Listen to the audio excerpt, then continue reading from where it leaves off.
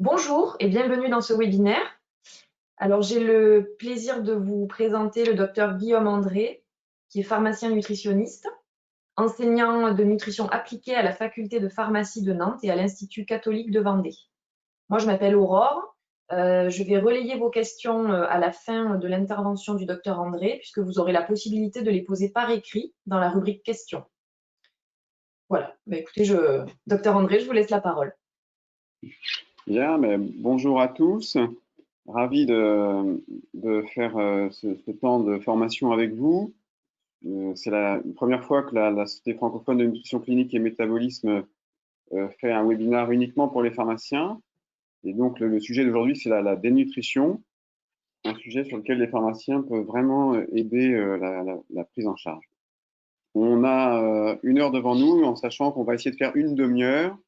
Je vais essayer de m'y tenir et après, comme ça, vous aurez du temps pour les questions.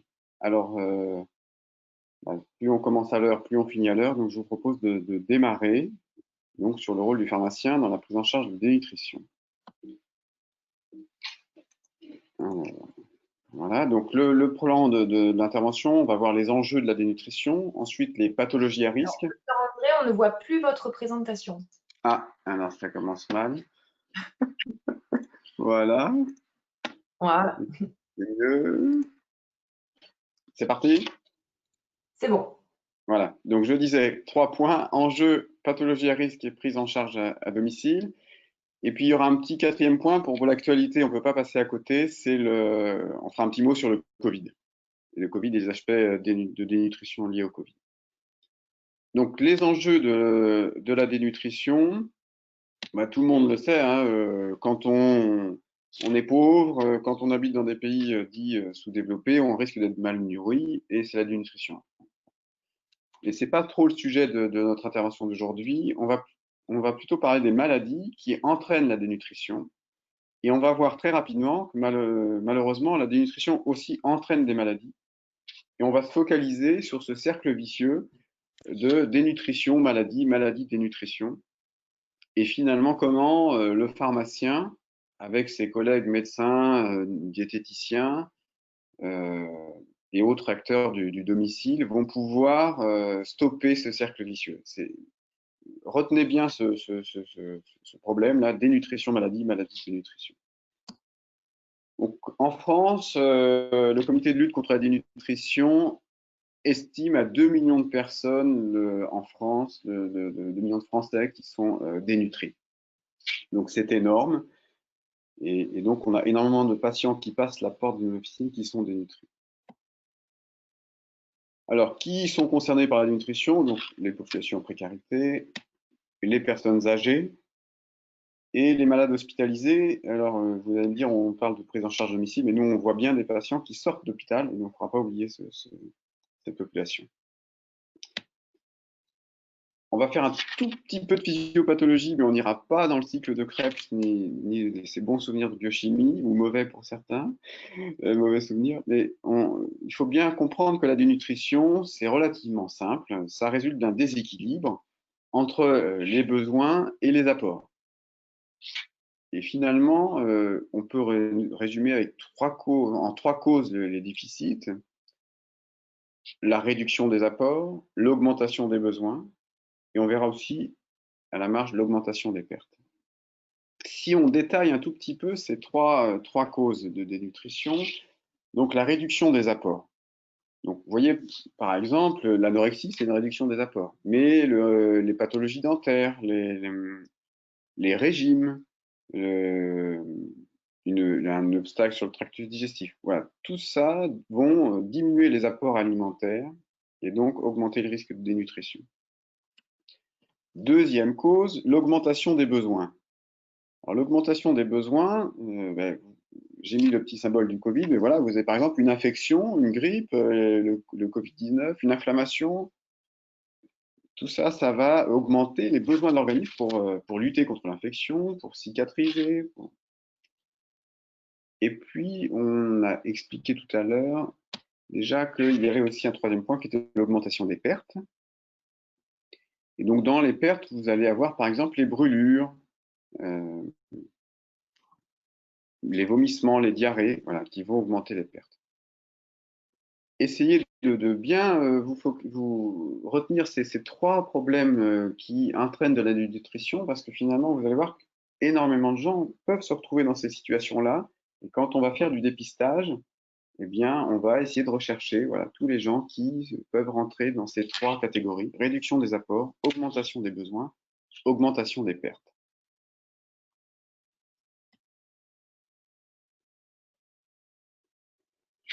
Parmi les enjeux, c'est intéressant de s'intéresser aux conséquences de la dénutrition. Et elles sont très très nombreuses et on n'aura pas le temps de toutes les détailler aujourd'hui.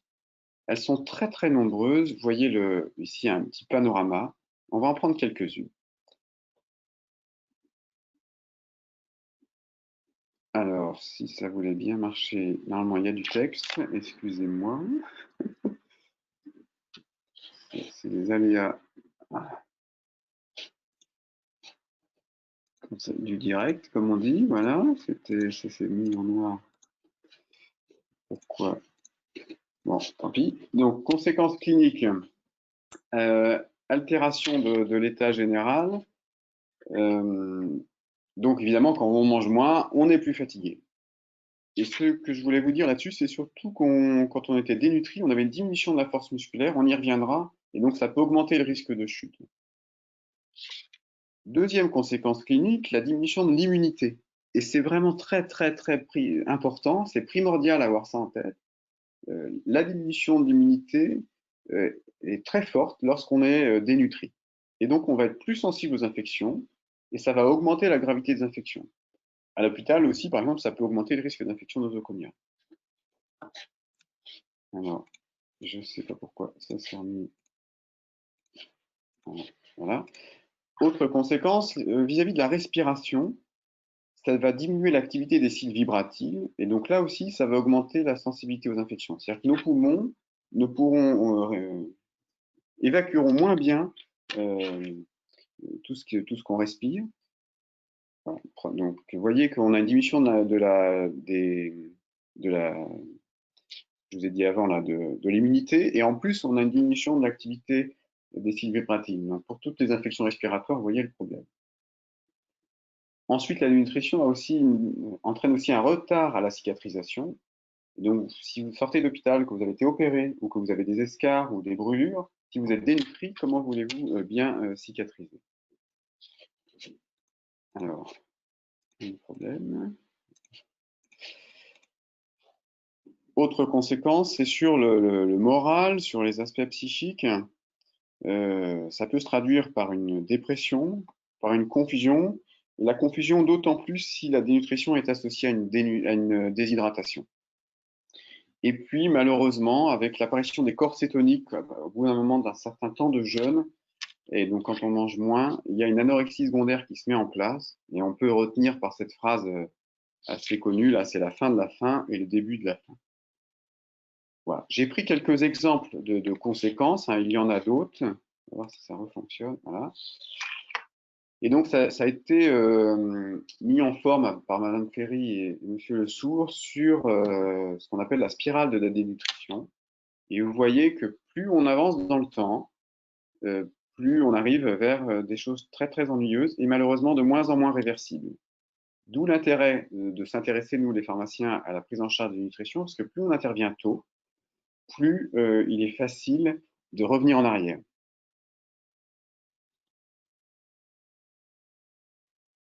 Alors, un petit focus sur les conséquences pharmacologiques de la dénutrition.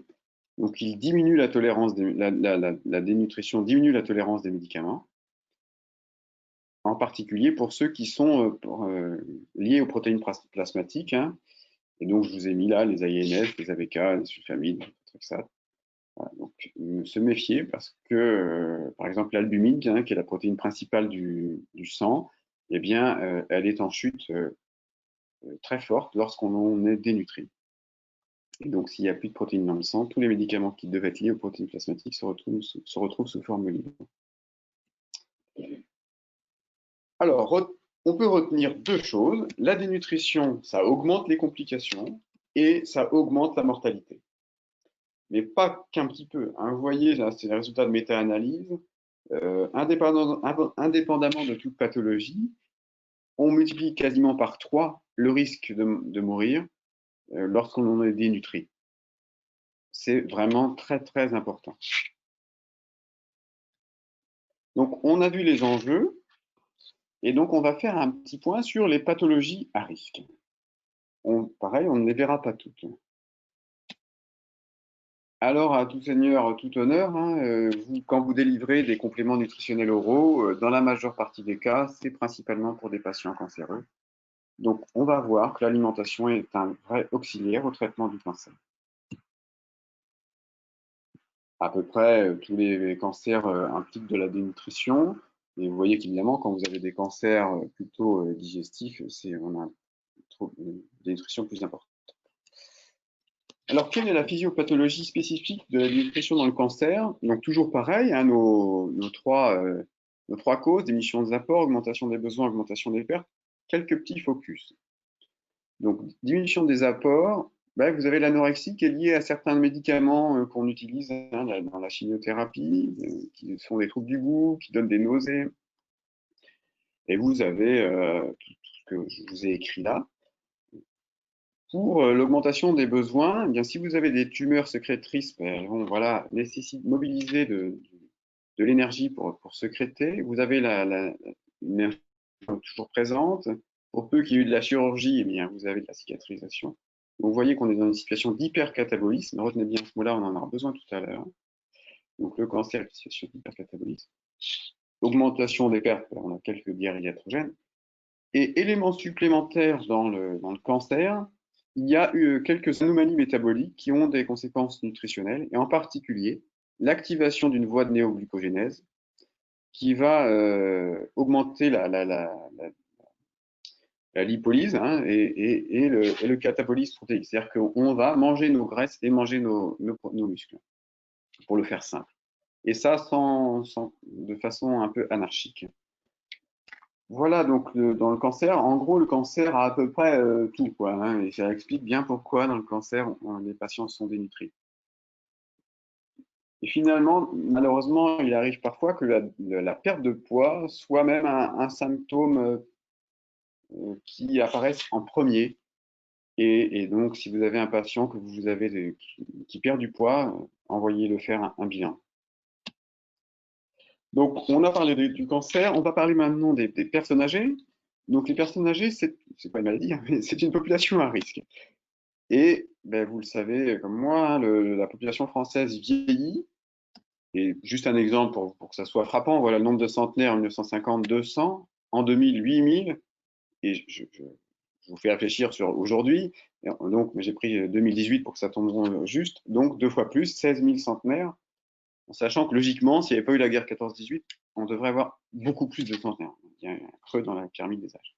Donc vous voyez, le vieillissement est vraiment très fort de la population française. Alors, que se passe-t-il pendant le vieillissement qui a un retentissement nutritionnel? Eh bien, le vieillissement de notre mâchoire et de nos dents, hein, puisque en gros, selon les études, entre 0 et 4% des patients âgés ont une dentition saine. Donc, voilà. Une patiente sur deux ou un patient sur deux n'a plus de dents. Il y a un dentier plus ou moins bien adapté. Et donc, en gros, bah, tout vieillit hein, dans la bouche, que ce soit la force de la mastication ou que ce soit l'os ou la dent. Et quand on a des mauvaises dents, eh bien, on diminue certains aliments. Hein, les aliments comme la viande, par exemple. Deuxième chose dans le vieillissement, c'est que notre composition corporelle se modifie à poids égal. Et donc, vous voyez que notre masse grasse augmente et notre volume d'eau diminue. Donc, si le volume d'eau diminue en proportion, on a donc une plus forte sensibilité à la déshydratation. Alors, on l'a bien connu avec la sécheresse de 2003, la canicule de 2003. Et donc, gardez ça en tête. Hein, si les patients âgés sont dans des zones dans des chambres trop chauffées, s'ils ne peuvent pas accéder à l'eau facilement. Et donc, dans cette modification de la composition corporelle, c'est intéressant d'aller voir un petit peu plus loin ce qui se passe au niveau du muscle. Et donc, voilà une coupe de la cuisse d'un homme jeune et d'un homme plus âgé, enfin âgé. on a ce qui s'appelle la sarcopénie. Et vous voyez que le muscle, là, donc là, vous avez la coupe de la cuisse, hein, vous avez le fémur au milieu et la graisse cutanée autour. Vous voyez que le muscle, avec l'âge, devient, je trouve plus mes mots, imprégné de graisse et au fur et à mesure que l'âge avance. Donc ça va donner une faiblesse musculaire. Autre point important avec le vieillissement, c'est les perturbations du goût et de la sensation de soif. Donc sur la perturbation du goût, eh bien, il va falloir augmenter un peu la saveur des aliments parce que les seuils de perception augmentent. Typiquement, les plats salés, où la personne âgée vous dit de mon temps c'était meilleur, ça avait plus de goût. Eh bien, peut-être que c'est vrai, mais c'est souvent que malheureusement sa sensibilité aux saveurs est plus difficile et que donc il faut, par exemple, mettre du sel, mettre des épices, etc. Les personnes âgées peuvent avoir aussi une appétence au sucré qui réaugmente, c'est-à-dire qu'elle, un peu comme les enfants finalement. Et puis, à tout ça peuvent s'ajouter des problèmes de sécheresse cutanée, etc. Donc, tout ça augmente la perte d'appétit, parce que si les aliments ont moins de saveur, on a moins envie de les manger. Et je vous parlais de la perturbation de la sensation de soif. Donc là aussi, le seuil de perception est augmenté. Et donc, ça augmente le risque de déshydratation. Donc en gros, une personne peut avoir soif sans sentir qu'elle a soif. Donc les personnes âgées doivent boire sans attendre le signal j'ai soif. Dernier point de physiologie du vieillissement, la dysrégulation de l'appétit. Et je vais vous montrer un escalier de la mort, un peu un escalier du poids. Et donc, vous voyez une personne qui a 65 ans, pèse 70 kilos, qui a une première intervention chirurgicale, qui a donc un petit jeûne préchirurgical, qui pendant l'hospitalisation ne mange pas très bien, qui baisse son poids de façon naturelle, et malheureusement, elle ne reprendra pas son poids de forme. Et ainsi de suite, à chaque fois, elle fait une grippe, voilà, 2 ans plus tard, l'anorexie, elle a la grippe, elle est fatiguée, etc. Elle repère du poids, etc., etc. À force de perdre du poids, elle a une faiblesse musculaire, elle chute. Pour peu qu'il y ait un deuil proche, c'est pareil, elle perd le moral, elle place en maison de retraite où elle mange encore moins bien. Et donc, vous voyez que ça se termine très mal. Pourquoi on a cet escalier descendant? C'est parce que finalement, à l'âge adulte ou chez l'enfant, on a un phénomène naturel de reprise du poids après une infection, après une intervention chirurgicale. C'est naturel, on n'a pas besoin de réfléchir, on va manger spontanément un peu plus et on va reprendre un poids de forme. Chez la personne âgée, ça marche moins bien. Et que donc, si on n'intervient pas, nous, pharmaciens, médecins, infirmiers, diététiciens, eh bien, la personne âgée, petit à petit, sans s'en rendre compte, va descendre vers la dénutrition. Voilà, donc on a vu le cancer, on a vu les personnes âgées. Un tout petit mot, donc il y a juste une diapo sur les escars, hein, puisque je vous l'ai mis en sous-titre, là, la prise en charge nutritionnelle, elle est indispensable. Et si je vous pose la question, combien de fois vous vendez, vous délivrez, vous dispensez des super pansements très très chers contre les escars et pas forcément associés à des ordonnances de nutrition. Donc l'escar, hein, c'est vraiment un cercle vicieux, dénutrition escar, puisque l'escar c'est l'état inflammatoire qui est prolongé, il y a un hypercatabolisme pour la cicatrisation. Et parallèlement, plus vous êtes maigre, donc moins vous avez de coussins hein, pour protéger vos vaisseaux et donc moins vous allez pouvoir cicatriser vos escarres. Donc, voilà. Désormais, s'il vous plaît, à chaque patient avec un escar, pensez à lui conseiller une prise en charge nutritionnelle. Hein, voilà, prévalence de la dénutrition, 80% des escars. Un petit mot sur la dénutrition iatrogène, parce que les pharmaciens, ça nous intéresse. Donc là, c'est pareil, le temps passe, donc je vais assez vite, mais vous voyez, il y a énormément de médicaments qui peuvent interagir sur la prise alimentaire. Je prends l'effet mécanique là à gauche. Hein. Si un patient a 10 comprimés à prendre et qu'il les prend tous avant de manger, avec pour à chaque fois un demi-verre d'eau, vous vous rendez bien compte qu'il aura plus faim, il aura plus soif, il aura plus faim à l'heure du repas. Mais vous voyez, tout ce que je vous ai dit sur de nombreux médicaments modifient l'odorat, le goût, jouent sur la sécrétion salivaire, sans compter tous les troubles digestifs. Voilà On a donc vu les enjeux, les pathologies à risque, on est à peu près dans le timing. Il nous reste donc la prise en charge à domicile donc de ces patients dénutris ou à risque de dénutrition. Donc n'oubliez pas que vous pouvez poser des questions par chat et qu'elles me seront posées à la fin. Donc, première chose à faire, c'est le dépistage. Et je vous ai mis, vous voyez, le plus tôt est le mieux. Rappelez-vous la spirale de nutrition, plus tôt on prend en charge, mieux c'est. Évidemment, premier élément du diagnostic nutritionnel, c'est le poids. C'est l'occasion de vous rappeler, de vous encourager à avoir une balance gratuite dans vos officines à disposition. C'est une recommandation du collectif contre la dénutrition. Donc, on note le poids et maintenant, la plupart de nos logiciels d'officine nous permettent d'entrer le poids. Et donc, ça vous permettra d'objectiver la perte de poids. On reparlera après de la pourcentage de perte. Posez la question de la taille. Hein. Donc, si vous pouvez la mesurer, c'est très bien, mais sinon, vous prenez la taille déclarée, ça suffira. Et grâce à le poids et la taille, vous allez pouvoir calculer le fameux indice de masse corporelle, et donc que nos logiciels aussi peuvent facilement calculer, ou sinon vous avez une petite roulette ou des petites applications qui le font. Donc on va voir après les éléments de chiffrage. Donc méfiez-vous, hein, il peut y avoir des faux négatifs, en particulier il peut y avoir des obèses qui peuvent être dénutris. Donc la dénutrition peut être juste, c'est pas que les graisses, c'est une dénutrition, ça prend en compte évidemment la fonte musculaire.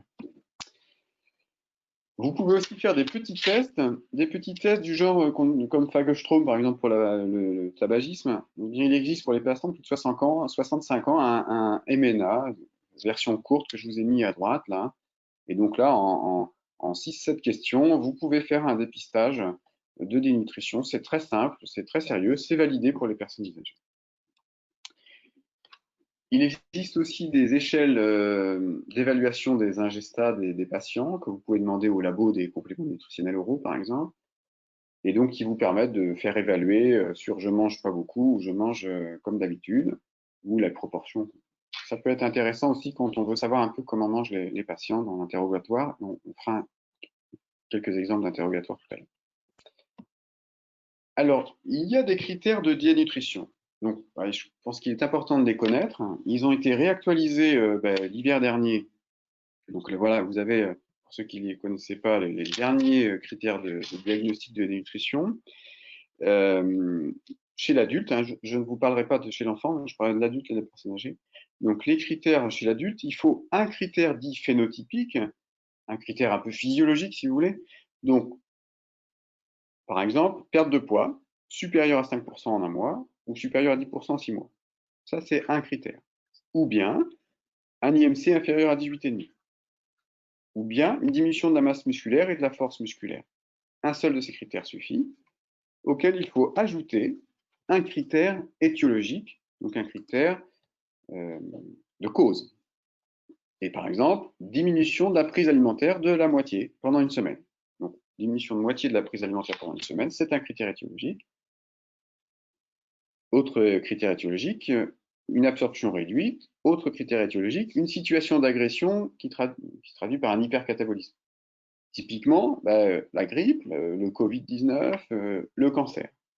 Donc finalement, si vous avez bien ce tableau en tête, un patient qui a une perte de poids, donc ça veut dire par exemple un patient obèse, qui a perdu plus de 5% de son poids en un mois, et qui en même temps fait une infection, eh bien, il est dénutri. Vous voyez, il ne suffit pas, alors qu'il pourrait avoir un IMC par exemple supérieur à 18,5, mais il a eu un critère phénotypique et il a eu un critère étiologique. Voilà les critères de diagnostic de dénutrition validés par la HAS l'hiver dernier pour l'adulte. Alors chez la personne âgée, c'est un tout petit peu différent. Il n'y a pas de question de critères étiologiques, critères phénotypiques. Il faut une de ces choses-là. Donc par exemple, un IMC inférieur à 21. Et donc je vous rappelle juste avant, vous voyez la diapo, pour l'adulte c'était 18,5, le critère de nutrition. Chez la personne âgée, c'est 21. C'est-à-dire que la plupart des personnes fines qui, à l'âge adulte, s'il garde le même poids à l'âge après 65 ans, pourrait être considéré comme dénutri. Donc 21. Ou bien une perte de poids supérieure à 5%, une perte de poids supérieure à 10% en 6 mois, auxquels peuvent s'ajouter un dosage de l'albuminémie inférieur à 35 grammes par litre, ou le fameux test EMENA inférieur à 17. Voilà. Donc, retenez bien pour la personne âgée le critère principal, une IMC inférieure à 21. Alors, à l'officine, donc on n'a pas accès à tous les tests biologiques, donc on a accès à l'interrogatoire. Donc, 4 étapes dans l'interrogatoire, l'histoire pondérale du patient, donc la perte de poids pour évaluer son pourcentage de perte et son IMC. Les facteurs de risque, donc dans quel environnement, on connaît bien nos patients, hein, donc voilà, est-ce qu'ils sont veufs, est-ce qu'ils peuvent aller faire leurs courses, quelle dépendance ils ont, etc. L'âge. Les pathologies, hein, donc parmi les pathologies causales, les sorties d'hospitalisation, donc vous voyez quasiment toutes les pathologies sont concernées. La médication, hein, donc voilà, s'il a plus de 5 médicaments, les différents médicaments qui peuvent avoir des effets secondaires sur ce principe-là, j'en ai mis quelques-uns ici, hein, voilà. Donc il y a pas mal de choses à voir, on ne peut pas toujours tout faire à chaque délivrance, mais c'est l'occasion de poser des questions à chaque fois qu'on revoit nos patients. Pourquoi pas quelques signes cliniques évocateurs, hein, donc voilà, des problèmes de mémorisation. Alors il n'y a rien de vraiment très spécifique, hein. Des troubles digestifs, des cheveux ou des ongles cassants, des peaux très sèches, un visage terne, amaigri. Donc l'histoire pondérale, les facteurs de risque, on les a vus, les signes cliniques évocateurs, les voici. Et puis après, on s'intéresse à l'alimentation du patient. Donc on peut évaluer ses ingestats, on peut évaluer le nombre de repas. Donc attention, si le nombre de repas est inférieur à 3, est-ce qu'il y a des jours sans repas? Est-ce qu'il y a des régimes, un régime sans sel, un régime voilà, hyper draconien, qui sont donc déconseillés lorsque l'on est dénutri. Un régime sans cholestérol. Le bénéfice de ces régimes, par exemple, est clairement défavorable chez une personne dénutrie. Donc on a vu le dépistage. On va maintenant voir comment on peut prévenir. Donc, première chose, évidemment, en agissant sur l'alimentation, c'est le plus logique, hein, avant de vendre des produits, au moins déjà donner des conseils alimentaires. Donc, on peut varier, on peut augmenter la convivialité. Alors, c'est difficile actuellement avec la situation de post-confinement. On peut aider, par exemple, avec la livraison des repas. On peut aussi avoir une aide à domicile qui vienne aider à manger. On peut augmenter la saveur des plats. On peut multiplier les nombres de repas. Au lieu d'avoir 3 repas, on peut faire des collations. On évite tout ce qui est plateau repas, c'est-à-dire où tout est présenté d'un coup, parce qu'évidemment, vous avez moins faim. Quand tout arrive d'un coup, vous vous dites, j'arriverai jamais à manger tout ça. Donc, on évite de présenter tout d'un seul coup. On évite aussi que notre cerveau soit accaparé par une autre activité comme la télé, par exemple. On diminue la durée du jeûne nocturne. On arrête les régimes. On évite de manger au lit. Voilà. Exemple de choses, de conseils qu'on peut donner, hein, j'en ai donné quelques-uns là, à nos patients à risque de dénutrition.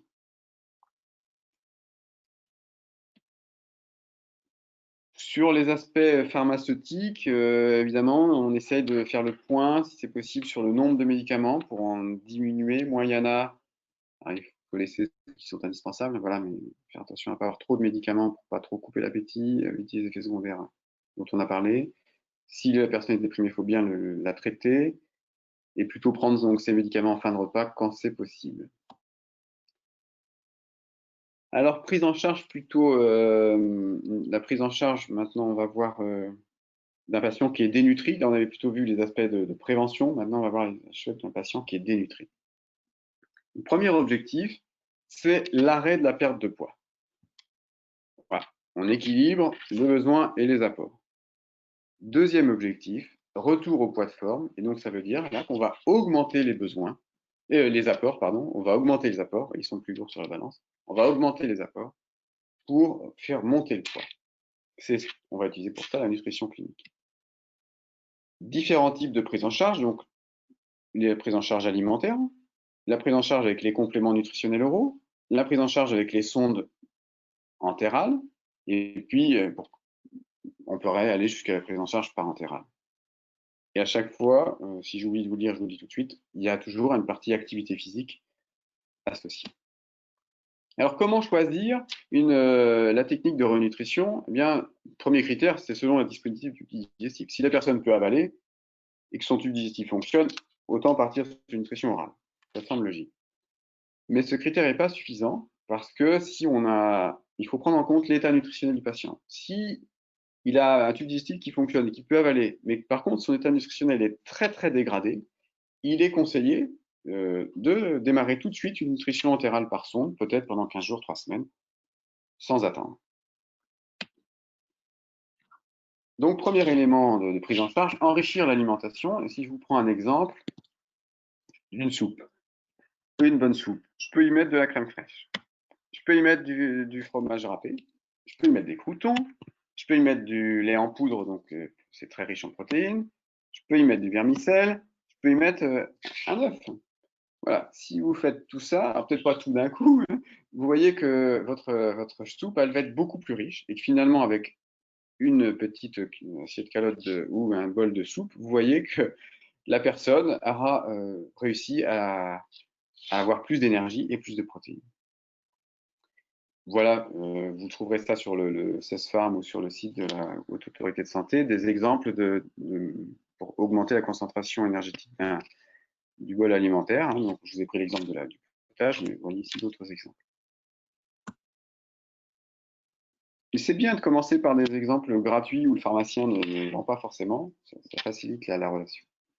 Deuxième niveau de prise en charge, la nutrition clinique orale.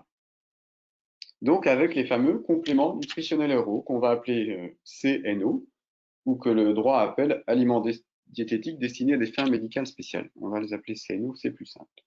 Comment choisir les produits parmi tout le catalogue de vos fournisseurs? Première question, est-ce que la dénutrition elle est énergétique ou est-ce qu'elle est protéino-énergétique? Si elle est simplement énergétique, c'est qu'on est dans une situation de normocatabolisme. Par exemple, c'est l'anorexie, c'est des troubles du handicap, c'est voilà, des petites choses qui font que l'on mange moins. Et donc là, il suffit juste d'enrichir l'alimentation par des produits plutôt hypercaloriques. Vous allez vous êtes rendu compte qu'à la pharmacie, on est plutôt dans une situation hypercatabolique, c'est-à-dire on est en post-op, on est dans le cancer, on est dans les escarres, les brûlures, les patients de Covid-19+, voilà. Et donc là, il va falloir des produits qui sont non seulement hypercaloriques, mais qui sont hyperprotidiques. Donc les fameux produits HPHC. Donc premier critère de choix, dénutrition énergétique, produit HC, dénutrition protéino-énergétique, produit HPHC. Comment on les administre? 2 à 3 fois par jour, en plus des repas. Et donc, normalement, ils ne remplacent pas les repas. Ils se prennent plutôt à distance des repas. Et principalement, par exemple, à la collation, qu'on pourrait appeler le souper, c'est-à-dire la collation pendant la pub du film, ou voilà. Donc, qui coupe un peu le jeûne nocturne. Et sinon, vous pouvez aussi en mettre au goûter. Et pourquoi pas en milieu de matinée, en faisant attention que ça ne coupe pas le repas de l'appétit pour le déjeuner. Il faut apporter au minimum 30 grammes de protéines et au minimum 400 kcal par jour en plus des repas. Si nécessaire, et en fonction des conseils du retour patient, vous pouvez remplacer une boisson du matin, par exemple un café au lait, par une boisson enrichie, un CNO au café, pourquoi pas.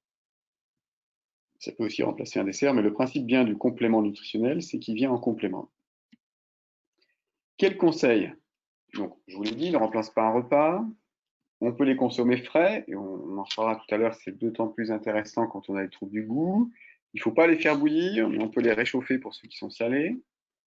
Pour améliorer l'observance, donc privilégier la prise au souper, je vous l'ai dit, varier les textures, on évite de délivrer pour les 10 premiers jours de traitement 10 vanilles par exemple, et on met un peu de tout, du jus de fruits, de la crème, des compotes, du laitage, plutôt avec des fibres quand c'est possible, parce que c'est toujours mieux pour le microbiote. Voilà, on peut accompagner de biscuits secs, ça c'est vraiment un très bon conseil. C'est-à-dire que, alors il existe des biscuits enrichis, mais aussi même juste une galette Saint-Michel ou tout ce qu'on veut, ou un petit beurre. Donc, tout ça, ça va faciliter l'observance. Pour les gens qui sont en chimiothérapie, c'est pas la peine de se prendre la tête, de la faire manger le jour de la chimiothérapie. Voilà, pas la peine de lutter. Mieux attendre, enrichir avant, enrichir après, mais le jour où ils sont vraiment trop nauséeux, pas les culpabiliser en disant vous n'avez pas pris. Et pensez à associer un minimum d'activité physique et associer donc de la vitamine D chez la personne âgée. C'est l'occasion de dire que tous les CNO sont enrichis en vitamines et minéraux. Et donc, on évalue, le pharmacien doit penser à évaluer l'efficacité et la tolérance lors du renouvellement pour éviter que tous ces produits-là restent sur l'étagère ou dans le frigo. Donc, au renouvellement, on va pouvoir adapter. La patiente se plaint de nausées ou voilà, on va plutôt mettre sur jus de fruits. On peut différer la prise. S'il y a des troubles du goût, on texture crème ou mettre au frais. S'il y a de la diarrhée, c'est assez fréquent avec les CNO. Faire attention à l'osmolarité, c'est-à-dire que ce sont des produits qui sont très osmolaires, hein, hyper osmolaires, donc quasiment comme des laxatifs osmotiques. Donc c'est pas surprenant qu'ils puissent avoir une diarrhée. Donc plutôt prendre des produits sans lactose. Dans ce cas-là, ils sont moins bons, mais ils donnent moins de diarrhée. Pourquoi pas proposer des probiotiques aussi, des pré-probiotiques d'ailleurs les deux.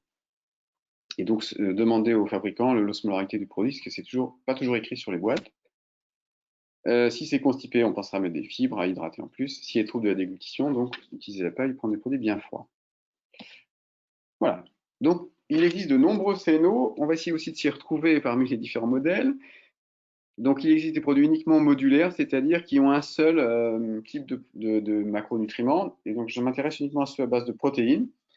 Donc, c'est assez intéressant quand vous êtes dans une situation d'hypercatabolisme et qu'il y a quelqu'un qui fait la cuisine à la maison pour enrichir les plats. Comme tout à l'heure, je vous montrais qu'on pouvait enrichir la soupe en lait en poudre. Eh bien, on peut tout à fait enrichir avec de la poudre je vous ai mis les photos là, hein.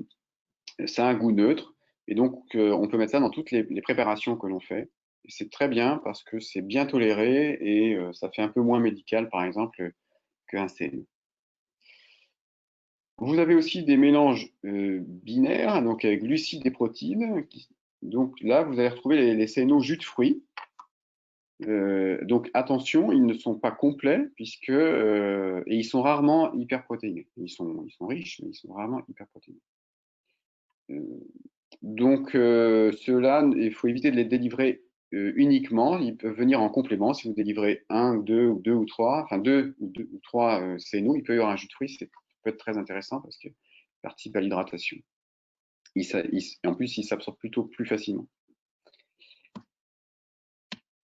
Et puis donc les CNO dits complets, qui sont donc glucides, lipides, protéines, et dans lequel, voilà, comment savoir s'ils sont HPHC. Un HPHC, c'est qu'il apporte plus de 1,5 kilocal par millilitre ou par gramme et qu'il apporte plus de 20% de protéines.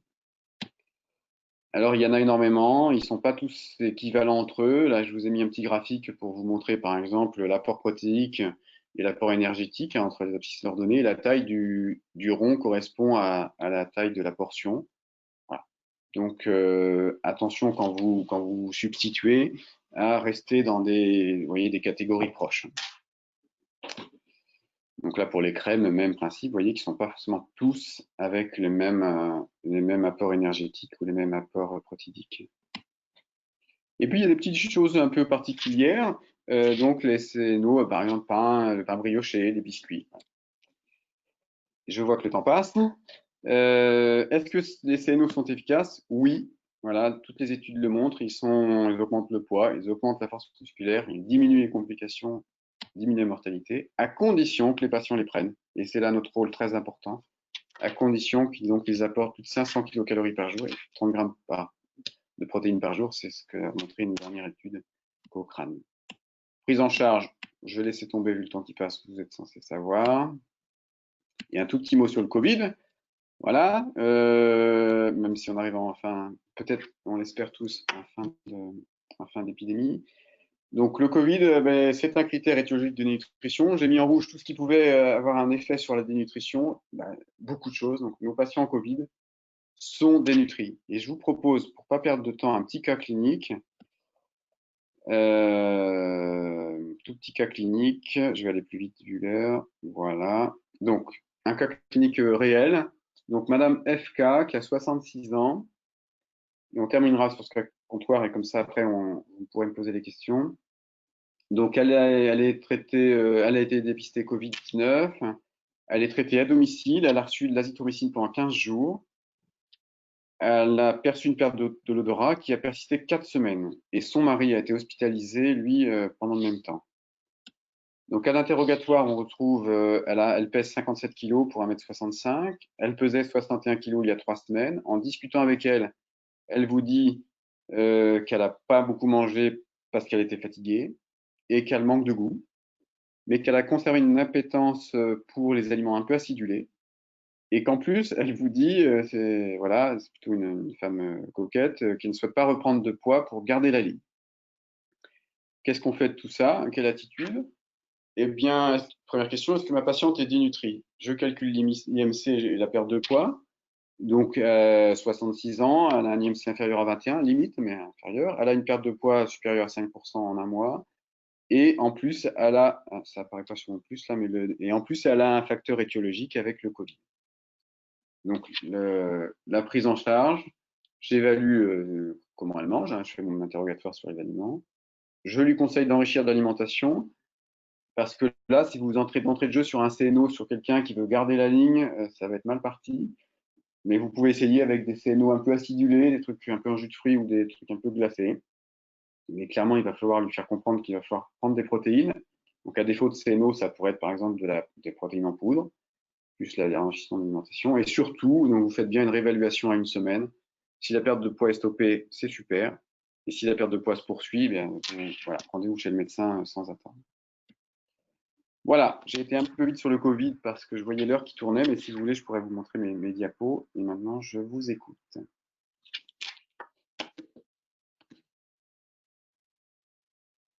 Alors, merci beaucoup. Donc, nous avons effectivement reçu quelques questions. Peut-on parler d'hypercatabolisme lorsque la CRP est normale, mais que l'albumine est basse dans le cadre d'un cancer du sein?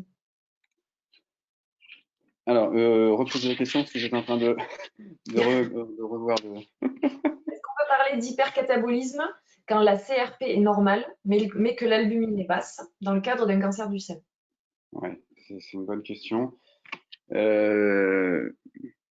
Alors, c'est vrai qu'on a dans les critères de dénutrition juste avant l'hiver dernier, on associait, on disait l'albumine était un critère de dénutrition et on le regardait en lien avec la CRP.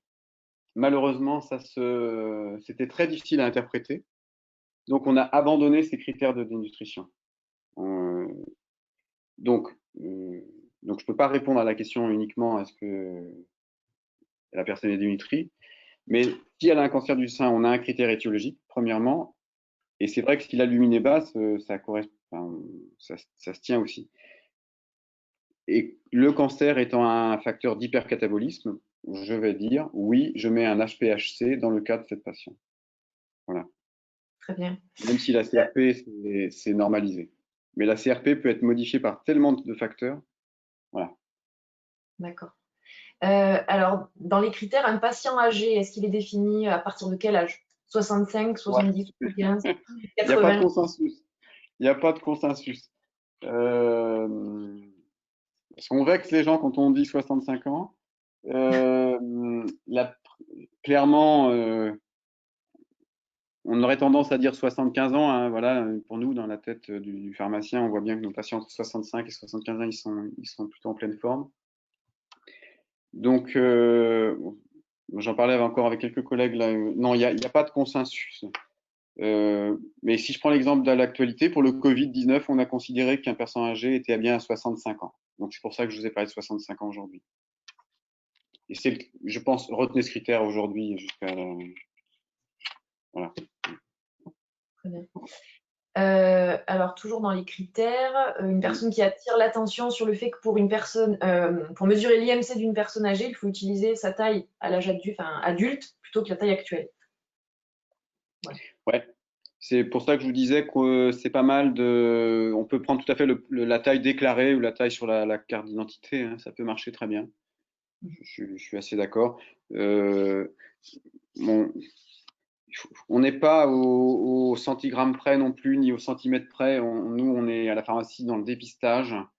Voilà, donc c'est pareil, hein, le poids, il va être un peu, si la personne vous la faites peser à l'officine et qu'elle est avec ses vêtements, on enlève le manteau, mais on va pas la mettre en sous-vêtements. Donc voilà, enfin, en nutrition, on n'est pas sur des critères millimétriques hein, quand même, hein. Dans nos patients de ville en tout cas. Très bien. Quelle supplémentation nutritionnelle vous conseillez dans le cas d'MSK? Hyperprotéiné, hypercalorique, hyperprotéiné, HPHC. C'est clair. Et en fait, il y a eu des études qui comparaient les produits spéciaux SCAR ou versus un HPHC classique. Et en fait, les études sont vraiment très catégoriques là-dessus. Ce qui marche, c'est plus il y a eu de protéines ingérées par la patiente, plus les SCAR cicatrisent vite. Donc, c'est pas tellement une histoire de produit, c'est une histoire de quantité de protéines ingérées par la patiente ou par le patient. D'accord. Alors, si on identifie un patient à risque, on l'envoie faire un bilan chez qui? Un médecin, une diététicienne?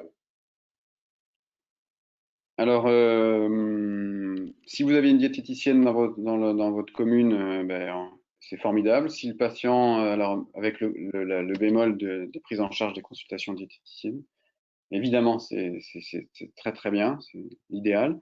Si vous avez un médecin dit nutritionniste, il y en a aussi, hein, eh bien c'est pareil, c'est idéal. Et puis sinon, c'est le médecin généraliste qui, on le voit bien quand même, progresse nettement dans cette prise en charge de la nutrition et qui avant ne s'intéressait peu hein, aux aspects nutritionnels et qui maintenant s'y intéresse. Donc voilà. Donc dans l'ordre, on va dire diététicien, médecin nutritionniste, et puis sinon, c'est le médecin généraliste, peut-être en aiguillant un peu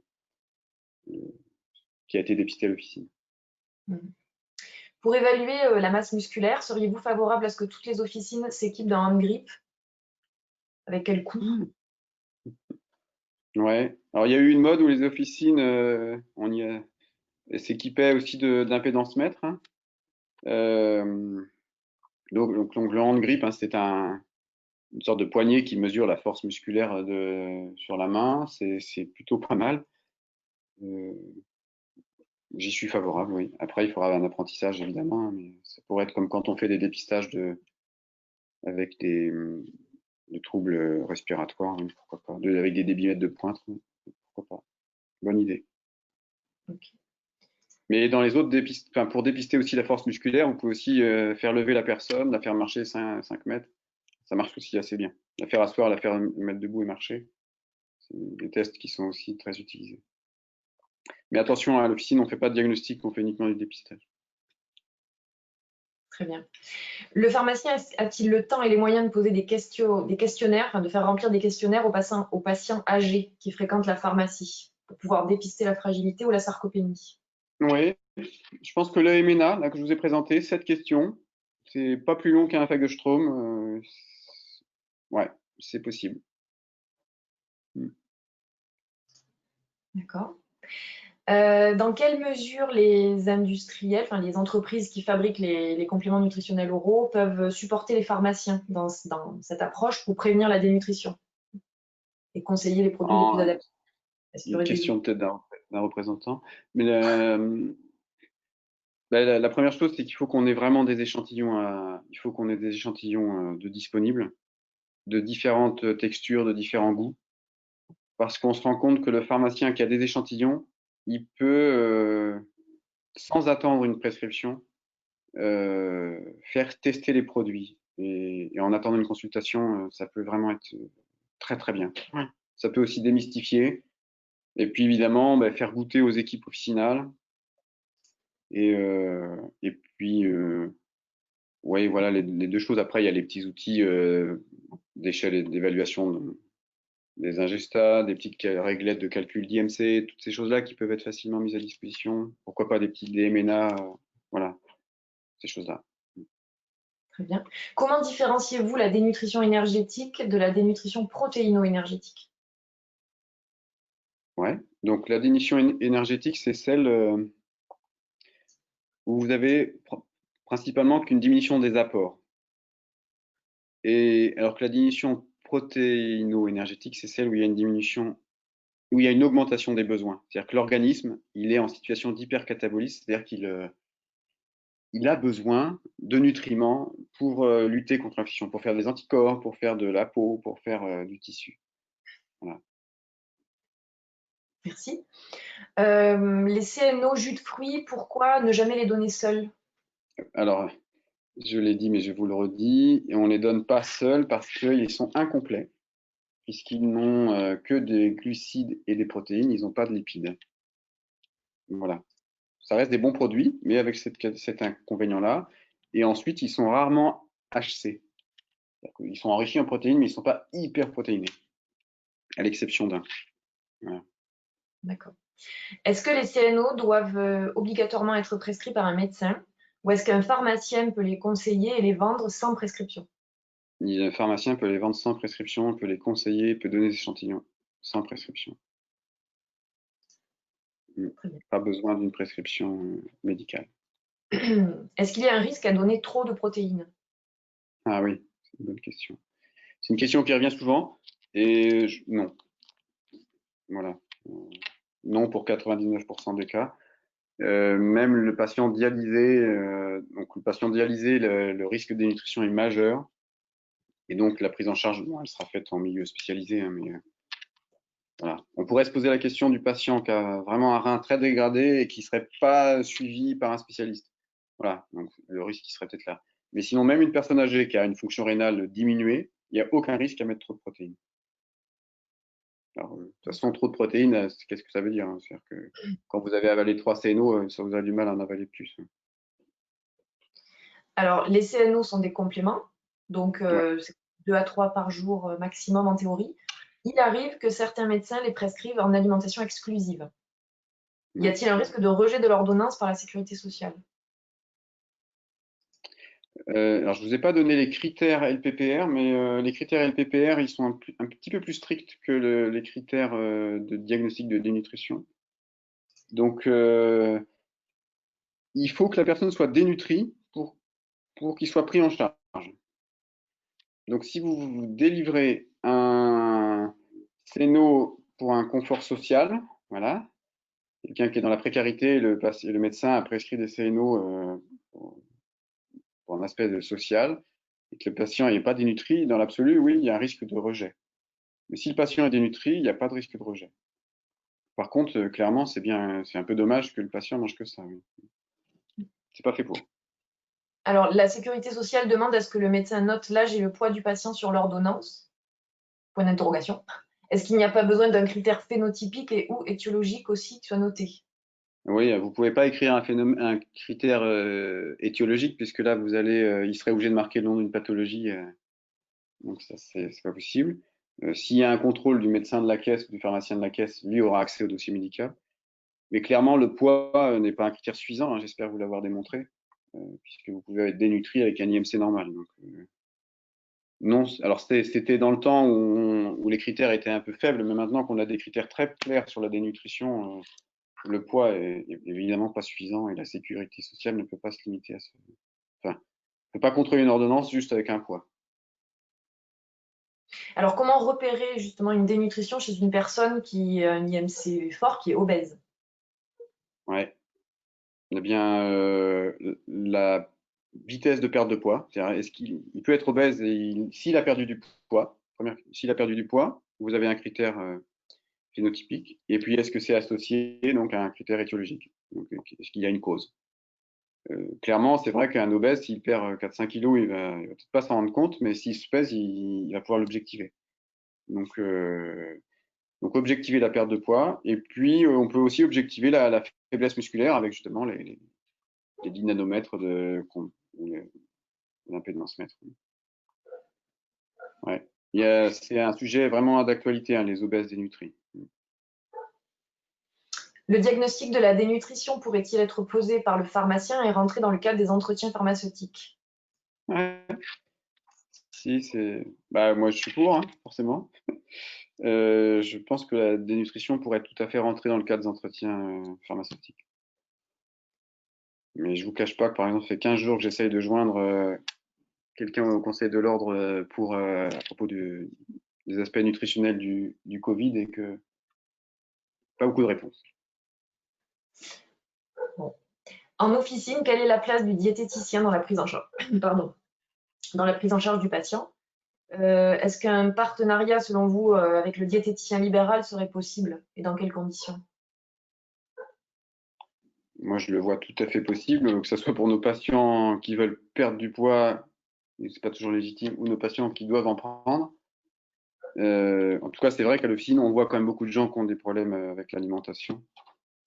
Et on voit des officines qui ont une demi-journée d'esthéticienne. On pourrait, pour vendre des produits cosmétiques ou pour donner des conseils cosmétiques, et ça semblerait tout à fait légitime.